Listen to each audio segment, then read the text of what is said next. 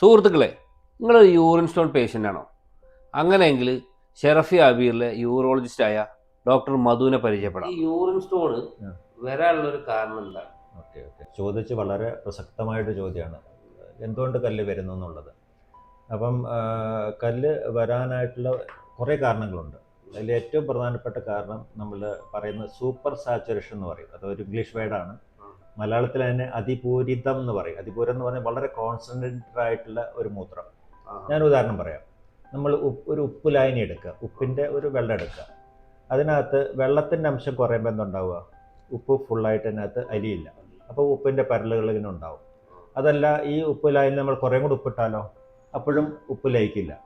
അതേ സിസ്റ്റം തന്നെയാണ്. നമ്മൾ മൂത്രത്തിൻ്റെ അളവ് കുറയുകയും ചെയ്യുക, അതേ സമയത്ത് കല്ലിൻ്റെ അംശമുള്ള ഭക്ഷണ പദാർത്ഥം കൂടുതൽ ചെല്ലുമ്പോൾ ഈ കല്ല് അവിടെ രൂപാന്തരപ്പെടുകയാണ് ചെയ്യുന്നത്.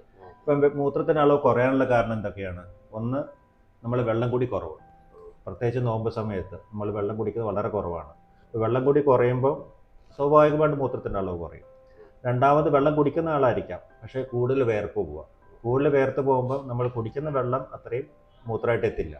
അപ്പോൾ മൂത്രത്തിൻ്റെ അളവ് എപ്പം കുറയുന്നോ, അതായത് വെള്ളം കുടിക്കുന്ന ആൾക്കാർ, വെള്ളം വളരെ കുറച്ച് കുടിക്കുന്ന ആൾക്കാർ, കൂടുതൽ വേർക്കുന്ന ആൾക്കാർക്കൊക്കെ മൂത്രത്തിൻ്റെ അളവ് വളരെ കുറവായിരിക്കും.